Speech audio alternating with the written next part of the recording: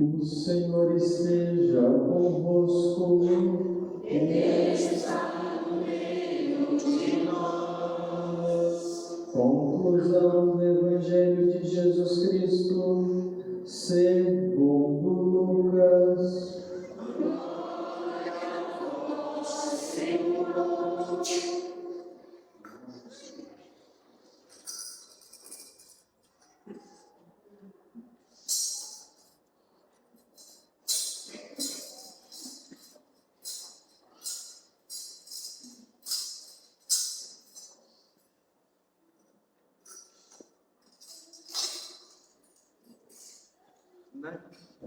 Naquele tempo, disse Jesus a seus discípulos: assim está escrito: o Cristo sofrerá e ressuscitará dos mortos ao terceiro dia. E no seu nome serão anunciados a conversão e o perdão dos pecados a todas as nações, começando por Jerusalém. Vós sereis testemunhas de tudo isso. Eu enviarei sobre vós aquele que meu Pai prometeu.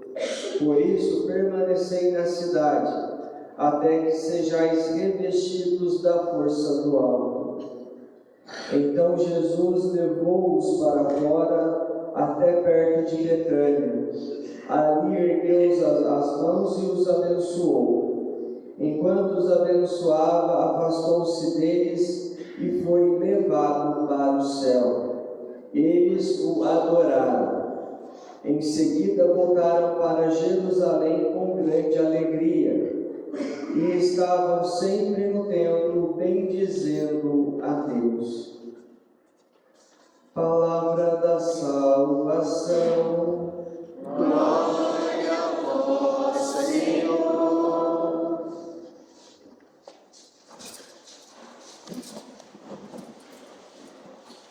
Santo anjo do Senhor, Deus zeloso guardador, sempre que confiou a piedade divina, sempre rege e guarda e governa ilumina.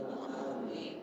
a cruz Sagrada seja a minha luz, não seja outra eu guia, retira Satanás, do caminho conselho coisas vãs, é o mal que me oferece, bebe tu mesmo do teu veneno. Amém. Levanta-se Deus e recebei na bem-aventurada sempre Virgem Maria, São Miguel Arcanjo, toda a milícia celeste, que sejam dispersos teus inimigos e fujam todos quantos nos odeiam. Em nome do Pai, do Filho e do Espírito Santo. Amém. Meus queridos e estimados filhos e filhas, penso eu que todos nós aprendemos desde muito cedo o valor das Sagradas Escrituras. O valor que a Bíblia tem na nossa vida como cristãos. E aí a igreja vem nos ensinar sempre que as Sagradas Escrituras contêm a palavra de Deus, a vontade de Deus, o desejo de Deus para nós. E nós temos livros que foram escritos há muito e muito tempo atrás. Não digo apenas séculos, mas até mesmo milênios atrás. Mas só que Jesus vem nos ensinar que a palavra de Deus é a mesma, ontem, hoje e sempre. E o que isso significa? Significa que a palavra de Deus será sempre atual, que a vontade de Deus não muda e muito menos se curva a nossa vontade. E aí, a igreja também vem nos ensinar que mesmo a palavra de Deus, que as Sagradas Escrituras contêm a palavra de Deus, que os livros bíblicos foram inspirados por Deus, mas a igreja também vai nos ensinar que os livros bíblicos também são escritos dentro de um contexto. dentro de um contexto social, político, econômico e religioso. E os livros bíblicos que são escritos dentro de todo esse contexto têm um intuito, têm um caminho que quer apontar de acordo ali ao grupo ao qual ele fora destinado. E por que eu falo isso? Nós vamos ouvir na primeira leitura de hoje de Atos dos Apóstolos, Lucas dizendo do seu primeiro livro, que é o Evangelho, onde ele narra a vida de Jesus Cristo, e aqui o segundo livro, que é Atos dos Apóstolos, onde nós vamos ver o surgimento das primeiras comunidades e a missão não apenas dos apóstolos, mas de toda a igreja. Mas Lucas diz o seguinte, que tanto o primeiro livro e agora o segundo é direcionado a quem? Ao Teófilo. Teófilo aqui vamos entender, é a junção de duas palavras gregas, Theos, que significa Deus, e Filia, que significa amor de amigo. Então, Teófilo significa amigo de Deus. Amigo de Deus são todos os batizados, mas no início aqui do cristianismo, o Teófilo era quem? Não era apenas aquele que fora batizado, mas aquele que tinha sido batizado há pouco tempo. Porque se nós bem lembrarmos, o batismo na igreja primitiva acontecia apenas uma vez ao ano, e era na solene vigília pascal, no sábado santo. Então, Teófilo era aquele que acabou de ser batizado, ou que tem 2, 3, 4 anos apenas, que fora incorporado na igreja pelo batismo. Então, Lucas quer dizer o seguinte, que tanto o seu Evangelho, quanto o Atos dos Apóstolos, também é um livro catequético. Catequético por quê? Porque quer ensinar a quem? Aos teófilos, a pessoa de Jesus Cristo, e qual é a missão deles agora que foram batizados. Então, como é um livro catequético, nós vamos ter os seus ensinamentos, e aí eles vão se utilizar de determinadas formas para poder ajudar na compreensão ali dos teófilos, mas também de toda a igreja. Como assim? Por exemplo, 40 dias após a ressurreição, Jesus ascende ao céu. Isso é uma forma de encaminhar a igreja. Por quê? Povo de Deus, na ressurreição, quando Jesus ressuscita dos mortos, é restaurado em Jesus o estado de glória. Ou em outras palavras, Jesus assume de uma vez por todas que é Deus. E Deus, como nós aprendemos desde muito cedo, Ele é onisciente, onipresente. Em outras palavras, Deus pode estar em mais de um lugar ao mesmo tempo, ou em todos os lugares ao mesmo tempo. Então, assim que Jesus ressuscita dos mortos, Ele já ocupa o seu lugar à direita de Deus Pai no céu. Mas ao mesmo tempo que Jesus ocupa a direita de Deus Pai no céu, vai aparecer aos apóstolos, vai aparecer a Maria Madalena, que o confunde como jardineiro, ou com as mulheres, ou com outros discípulos.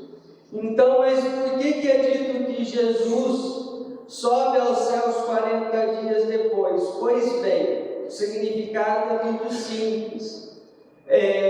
O número 4, biblicamente, 4, 40, 400, enfim, quando aparece o número 4, significa que Deus vai se manifestar, que Deus está preparando alguém, ou um povo, um grupo de pessoas para uma manifestação. E aí é utilizado esse tempo de 40, 4, 400, enfim. E aqui, por que então esses 40 dias? O que Jesus está preparando aqui, ou o que Deus está preparando para o seu povo? É Pentecostes, é o envio do Espírito, para que de uma vez por todas comece a vida missionária da igreja. Então, 40 dias depois da ressurreição, Jesus sobe aos céus para poder nos preparar para poder receber o Espírito. E a partir daqui, Deus não está mais fora de nós, mas Deus vem se fazer morada dentro de cada um de nós, graças ao Espírito. E aí vai iniciar de fato a missão de levar a palavra de Deus aonde? A todos os lugares, como é dito na primeira leitura, a Jerusalém, a Judéia, a Samaria e até os confins da terra. Esses confins da terra também é um ensinamento para nós, que nós devemos levar a palavra de Deus, ser presença de Deus em todos os lugares, sem exceção. Mas o que nós vemos, o que nós percebemos muitas vezes? São os cristãos pensando assim: olha, nesse local, para esse grupo, eu falo de Deus, mas naquele outro grupo, com outras pessoas, eu não falo de Deus, e dependendo, me passo até por ateu. Ou, nossa, aquela pessoa que eu gosto, que eu tenho afinidade, então ela merece mais uma chance. Vou falar que Deus está junto dela, que Deus olha para o coração dela, e ela não é para desanimar. Aí quando nós vamos para alguém que nós não gostamos tanto, nós vamos tentar afastar as pessoas de Deus e vamos colocar fardos nas costas da pessoa, de que ela será julgada, de que Deus está olhando para o pecado dela, enfim. Nós não podemos fazer isso. A palavra de Deus é para todos, uma segunda chance é para todos. Quando nós não agimos assim, somos seletivos a quem nós vamos falar de Deus, ou ao grupo ou ao local que nós vamos falar de Deus, estaremos cometendo o pecado da omissão. E eu devo lembrar a todos que omissão aqui é pecado, e é pecado grave. E podem ter certeza que seremos responsabilizados na nossa morte, no nosso julgamento, do porquê que nós não falamos de Deus às pessoas, do porquê que nós, em determinados lugares, nem mesmo dizer que somos cristãos, nós falamos às pessoas. Deus não teve vergonha de nós, e nós também não devemos ter vergonha de Deus. E aí, continuando essa nossa reflexão, nós teremos a segunda leitura da carta aos Efésios. E é dito, logo no início, que o Cristo nos deu um espírito de sabedoria. Pois bem, sabedoria é um dos dons do Espírito, e é um dos dons, e é o maior e o mais exigente dos dons. Por quê? Porque é o dom da sabedoria que vai fazer com que você e eu possamos agir e pensar como Deus. Em outras palavras, é o dom da sabedoria que vai fazer com que cada um de nós viva de fato, no nosso dia a dia, a nossa vocação à santidade. que também nada mais é do que agir e pensar como Deus. E a esperança de que é Deus que nos faz esse chamado. Mas só que a nossa conduta e a forma como nós também utilizamos o dom da sabedoria não é de acordo com a nossa vontade ou com a nossa régua. Por quê? Quando nós utilizamos a nossa régua, o ser humano como parâmetro, nós vamos cometer injustiças. Nós vamos tentar passar situações erradas, até mesmo pecaminosas, como algo certo. E não é assim.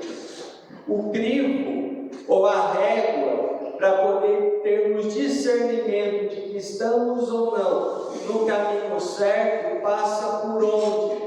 Passa pela igreja. Por quê? Nós vamos ouvir que Cristo é a cabeça, a igreja é o corpo e nós somos os membros.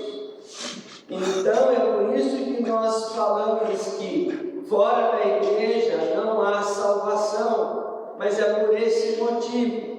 Não estou dizendo aqui que quem não é cristão ou professa uma fé diferente da nossa, ou é cristão numa outra doutrina, que essa pessoa não será salva ou não vai merecer o céu. Não é isso. Mas é aqui para poder deixar claro aquilo e a forma também como nós acreditamos. E passa pelo discernimento da igreja. Mesmo que a igreja seja conduzida pelo Espírito, mas passa também por nós homens, desde a hierarquia do Papa, bispos, presbíteros, diáconos e o povo de Deus, os demais leigos e leigos.